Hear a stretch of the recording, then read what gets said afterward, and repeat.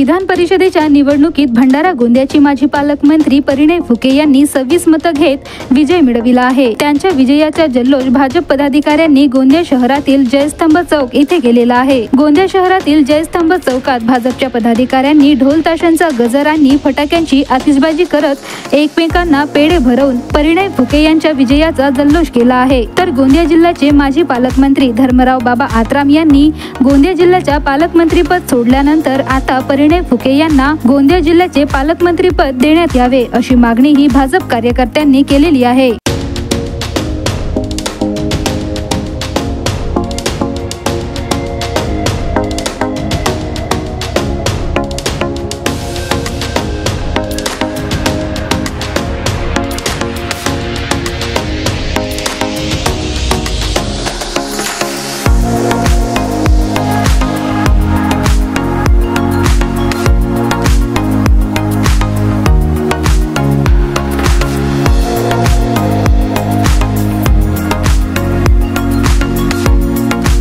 जनता पार्टीचे कार्यकर्तागण आणि सामान्य शेतकरी मजदूर आणि ते लोक ज्यांच्या परिणय फुके यांच्या नेतृत्वावर संपूर्ण विश्वास आहे, असे सगळ्या लोकांच्यासाठी आजचा हा दिवस खूप आनंदाचा आहे।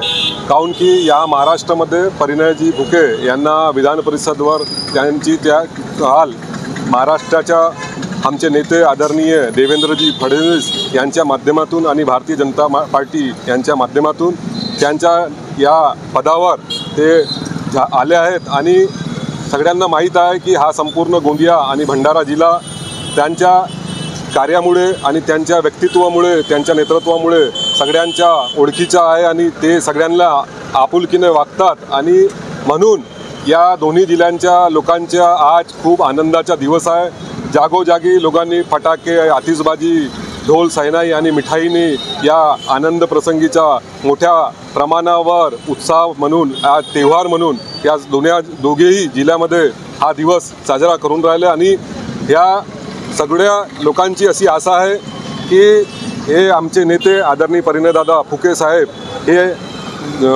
लवकरात लवकर या जिल्ह्याचे पालकमंत्री म्हणून येतील आणि या जिल्ह्याचा जो विकास रखडलेला आहे ते गती देण्याच्या यामागे लोकांची अशी आशा आहे। म्हणून मी महाराष्ट्र सरकारले आणि विशेषकर देवेंद्रजी यांना निवेदन करतो आणि भारतीय जनता पार्टीच्या वतीने सगळ्या कार्यकर्त्यांच्या प्रेमामुळे जे परिणयजी फुके यांनी या सगळ्या दोघेही जिल्ह्यामध्ये आपला व्यक्तित्व, आपला नेतृत्व साबित वारंवार केला आहे, तर आज मी मागणी करतो की त्यांना या दोघेही जिल्ह्याचे पालकमंत्री म्हणून त्यांची निवड करावी। सर्वात पहिले आमच्या परिणयदादा फुके यांना खूप अभिनंदन, हार्दिक शुभेच्छा। आणि भारतीय जनता पक्षाने एक महिलासुद्धा या विधानसभेमध्ये पाठवली आहे, त्या पंकजाताई मुंडे यांनासुद्धा हार्दिक शुभेच्छा। अजून भारतीय जनता पक्ष हा महिलांना पुढे नेणारा पक्ष आहे आणि 11 मधून 9 लोकांची निवड झालेली आहे आणि 5 ते भारतीय जनता पक्षाचे आहे। त्यांना सर्वांचं अभिनंदन करते आणि महाराष्ट्राच्या विकासामध्ये परिणयदादा फुके यांचं योग्य मार्गदर्शन आणि योग्य एक त्यांचा लाभ राहील। त्या माध्यमातून आमचे देवेंद्रजी फडणवीस यांनीसुद्धा एक चांगला महाराष्ट्रातून नेता आम्हाला आणून दिलेला आहे। आमच्या परिणयदादा फुके महाराष्ट्रासाठी आणि आमच्या गोंदिया विधानसभा क्षेत्रासाठी खूप चांगलं काम करतील अशी अपेक्षा करते आणि सर्वांना पुन्हा अभिनंदन करते।